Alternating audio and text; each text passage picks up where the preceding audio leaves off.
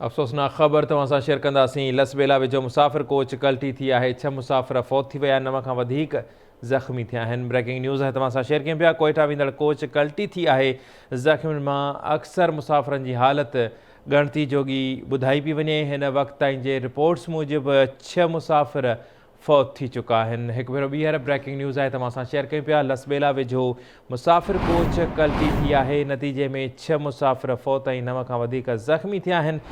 कोयटा वेंदड़ कोच कल्टी थी। ज़ख़्मियुनि मां अक्सर मुसाफ़िरनि जी हालति ॻणती जोगी ॿुधाई पई वञे।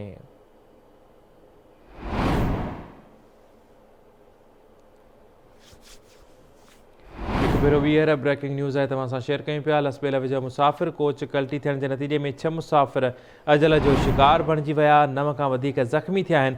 कोयटा वेंदड़ कोच कल्टी थी आहे। ज़ख़्मियुनि मां अक्सर मुसाफ़िरनि जी हालति बि ॻणती जोगी ॿुधाई पई वञे। हिन वक़्त ताईं जे रिपोर्ट्स मूजिबि 6 मुसाफ़िर फ़ौत थी चुका आहिनि।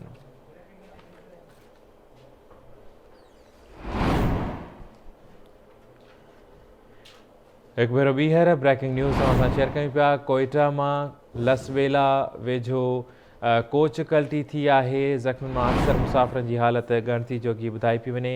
कोयटा मां आवाज़ न्यूज़ रिपोर्टर आज़ाद बलोच असांखे जॉइन कयो आहे। आज़ाद, हादसे जा कहिड़ा तफ़सील आहिनि?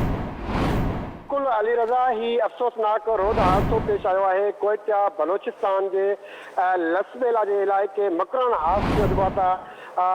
मकरान हाईवे रोड ते जेको आहे कोच ऐं वैन जे में ज़ोरदार टक्कर थी पियो आहे। टक्कर जे नतीजे में 6 मुसाफ़िर जेको आहे फ़ौत थी चुका आहिनि ऐं 9 मुसाफ़िर ज़ख़्मी थी पिया आहिनि। इतला मिलण ते रेस्क्यू टीमूं पुलिस वाक़े वारे हंधि पहुची करे ज़ख़्मियुनि ऐं फ़ौतुनि जे लाशुनि खे जेको आहे लसबेला अस्पताल मुंतक़िल करायो आहे, जिते जेको आहे फ़ौतुनि जी सुञाणप कई पई वञे। होॾां जेको आहे राब्तो करण ते रेस्क्यू ज़रिए ॿुधायो आहे त हादसो तेज़ रफ़्तारी सबबु पेश आयो आहे। हादसे में जेको आहे 6 मुसाफ़िर फ़ौत थी चुका आहिनि ऐं 9 मुसाफ़िर ज़ख़्मी आहिनि ऐं 9 मुसाफ़िरनि मां जेको आहे उन्हनि जी हालति आहे उहा इंतिहाई ॻणती जोगी ॿुधाई पई वञे ऐं थी सघे जेको आहे उन्हनि 9 मुसाफ़िरनि खे जेको आहे कराची रेफर कयो वेंदो। जी ठीकु आहे, वॾी महिरबानी आज़ाद। इन